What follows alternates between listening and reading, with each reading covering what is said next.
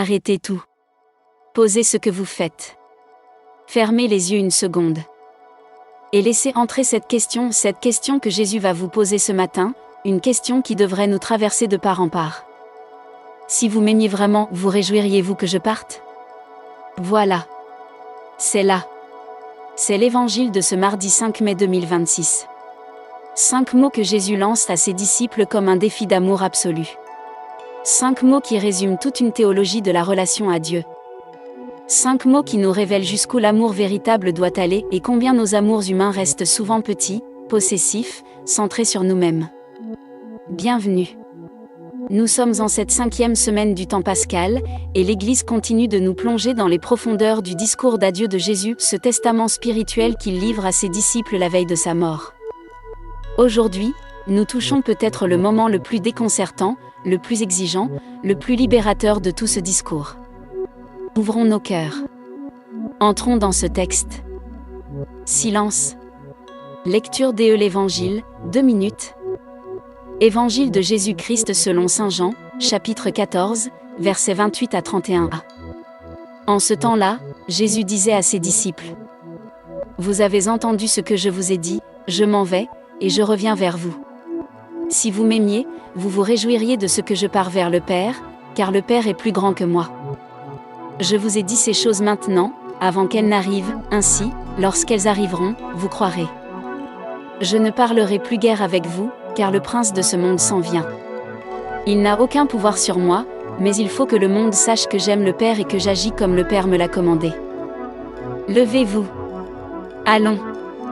Acclamons la parole de Dieu. Méditation, 6 points percutants, environ 11 minutes. Première pensée, je m'en vais, et je reviens.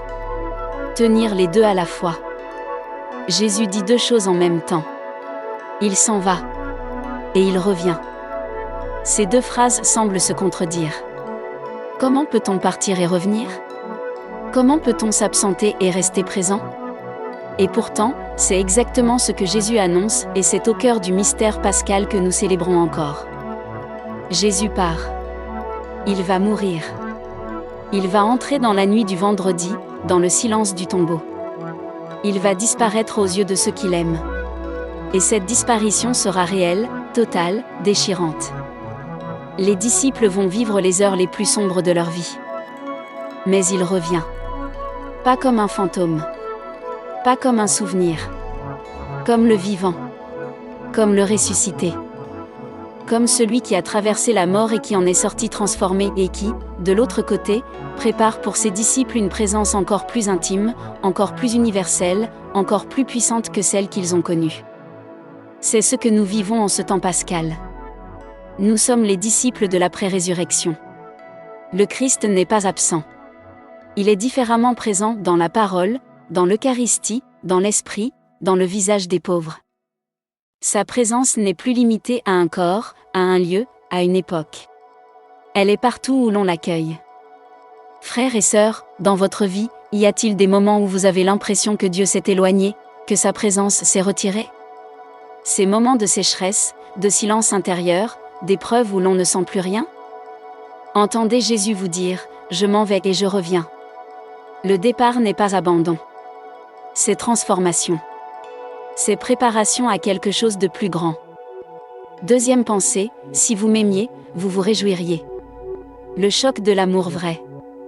Voici la parole qui frappe. Celle qui devrait nous arrêter net. Celle qui, si nous la laissons vraiment entrer, peut transformer notre relation à Dieu, à l'amour, à la prière. Si vous m'aimiez, vous vous réjouiriez de ce que je pars. Relisez. Relisez encore. Laissez le choc se produire. Dans notre logique humaine, aimer quelqu'un, c'est vouloir le garder près de soi. Aimer, c'est ne pas vouloir que l'autre parte. Aimer, c'est souffrir quand l'autre s'éloigne. C'est normal. C'est humain. C'est même beau. Mais Jésus dit, cet amour-là n'est pas encore l'amour parfait. C'est un amour vrai, mais un amour encore centré sur soi. Un amour qui dit, je t'aime parce que ta présence me fait du bien. Je t'aime parce que j'ai besoin de toi. Je t'aime parce que tu me combles.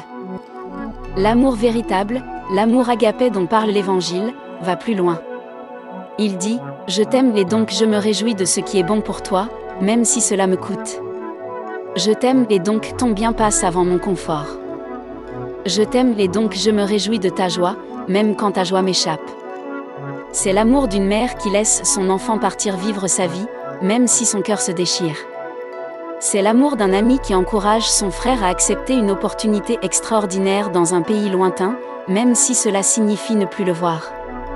C'est l'amour qui dépasse la possession, qui refuse d'enchaîner l'autre, qui veut le bien de l'être aimé plus que sa propre satisfaction.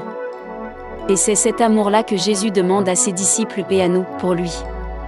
Un amour qui se réjouirait de le voir glorifié, même si cette glorification passe par la séparation.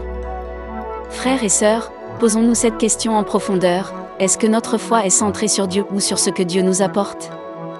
Est-ce que nous aimons Jésus ou aimons-nous surtout les consolations, les grâces, les expériences spirituelles qu'il nous donne ? Quand la prière est sèche, quand les consolations disparaissent, quand Dieu semble absent, continuons-nous à croire, à aimer, à nous réjouir ?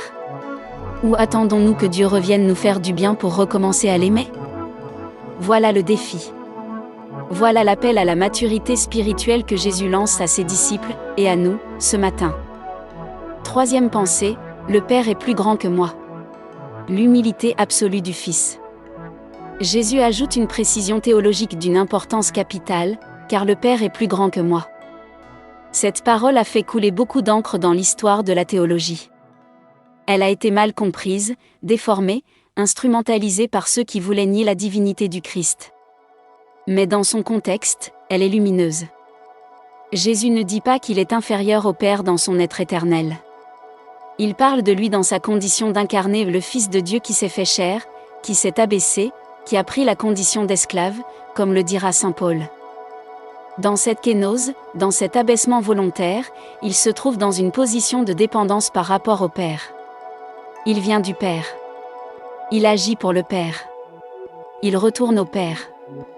Et c'est précisément pour cela que son départ est une bonne nouvelle. Car en retournant au Père, Jésus retrouve la plénitude de sa gloire divine. Il sort de l'espace étroit, limité, vulnérable de l'humanité pour entrer dans l'espace infini, glorieux, universel de la divinité. Et depuis cet espace-là, il pourra être présent pour tout le monde, partout, toujours. Cette parole nous enseigne aussi quelque chose d'essentiel sur la relation filiale. Jésus s'efface devant le Père. Il ne cherche pas sa propre gloire. Il ne fait pas de sa divinité quelque chose à exhiber. Il dit, « Le Père est plus grand et je m'en réjouis. Je vis pour sa gloire, pas pour la mienne. » C'est la posture du fil parfait. Celle que nous sommes appelés à imiter. Non pas dans une servilité humiliante, mais dans cet abandon confiant qui dit, « Dieu est plus grand que moi, sa volonté est meilleure que la mienne, son chemin est plus sage que le mien. » Et je m'en réjouis. Quatrième pensée, le prince de ce monde s'en vient, mais il n'a aucun pouvoir sur moi. Il y a quelque chose de dramatique et de formidablement courageux dans cette parole. Jésus sait ce qu'il attend. Il sait que dans quelques heures, Judas viendra avec ses gardes. Il sait que le processus de sa mise à mort est déjà enclenché. Il sait que les puissances du mal vont se déchaîner contre lui.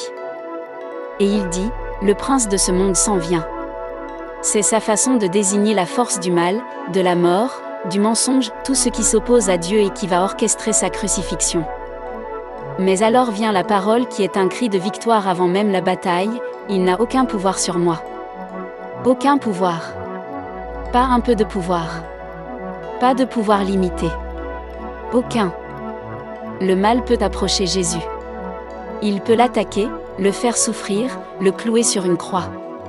Mais il ne peut pas le détruire. Il ne peut pas corrompre son amour. Il ne peut pas arracher de son cœur l'obéissance au Père. Il ne peut pas lui faire trahir sa mission. Et c'est ce qui fait de la croix non pas une défaite, mais une victoire. Le mal a joué sa meilleure carte, la mort, et il a perdu. Car la mort n'était pas la fin. Elle était le passage. Elle était la porte par laquelle le Christ entrait dans la plénitude de la vie trinitaire. Frères et sœurs, cette parole est une armure pour vous aujourd'hui. Le prince de ce monde existe. Le mal est réel. Les épreuves, les tentations, les forces destructrices dans nos vies sont réelles. Mais pour celui qui est uni au Christ, cette puissance du mal est limitée, encadrée, vaincue en principe. Elle peut nous faire souffrir, mais elle ne peut pas nous détruire, si nous restons en lui. Comme le dit Saint Jean dans sa première lettre, « Celui qui est en vous est plus grand que celui qui est dans le monde. » 5e pensée, il faut que le monde sache que j'aime le Père. La croix comme déclaration d'amour. Voici une parole qui révèle le sens ultime de toute la passion du Christ. Jésus dit, « Il faut que le monde sache que j'aime le Père, et que j'agis comme le Père me l'a commandé. » La croix n'est pas d'abord une catastrophe subie. Ce n'est pas la défaite d'injustes contre des injustes. Ce n'est pas le destin tragique d'un prophète qui a été trop loin. La croix est un acte délibéré, libre, d'une obéissance totale au Père motivé par un amour total.